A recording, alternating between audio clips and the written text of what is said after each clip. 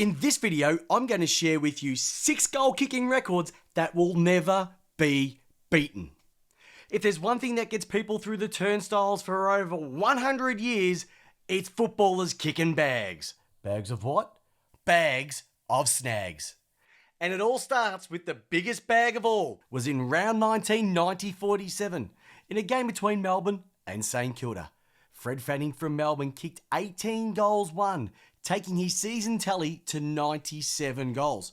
Interestingly enough, it was also the last game that he ever played, not just for Melbourne, but in his VFL career. It's a record that has been in place for over 70 years and will never, ever get beaten. The closest? Jason Dunstall, kicking 17 goals 5 in a game out at Waverley. Now these days, if a player kicks 5 goals in a game, the commentators say that he's had a day out. Well, in that case, Hawthorn's Peter Hudson had a day out every single week. Hudson averaged 5.64 goals a game in his illustrious career with the Hawks, kicking 727 goals in 129 games, and kicked a league record 150 goals, which tied the record with the legendary Bob Pratt.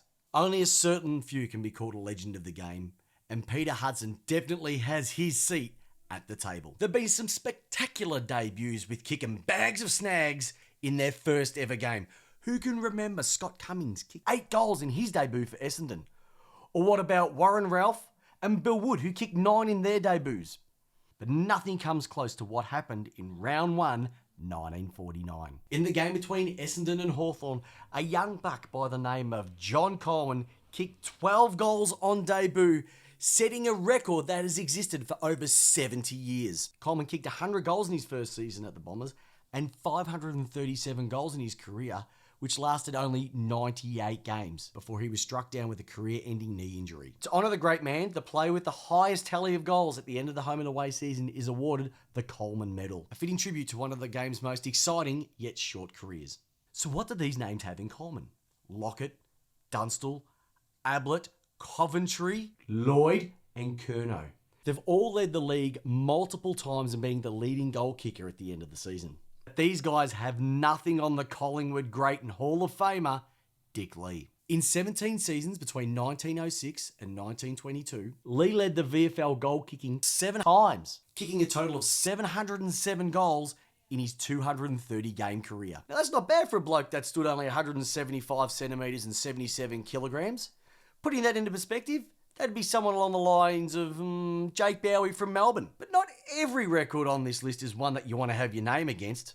Imagine being Ted Potter from the Collingwood Football Club. Ted played 10 seasons for the Magpies, and in his 182 games representing the black and white, he never kicked a goal.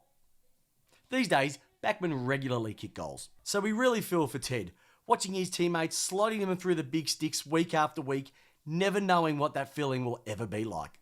15 goals 9.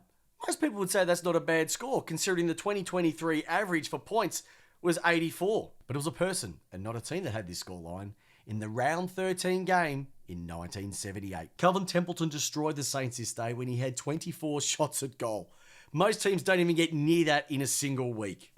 Templeton also kicked 100 goals in the season in 1978, and just 2 years later also won the Brownlow Medal, another one of our game's greats.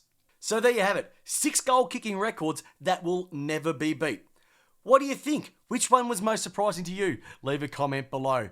I'm Peps from Lace Out, and remember to subscribe, ring the bell, and tell everyone about our awesome content, because we're Lace Out and it's how you want your footy.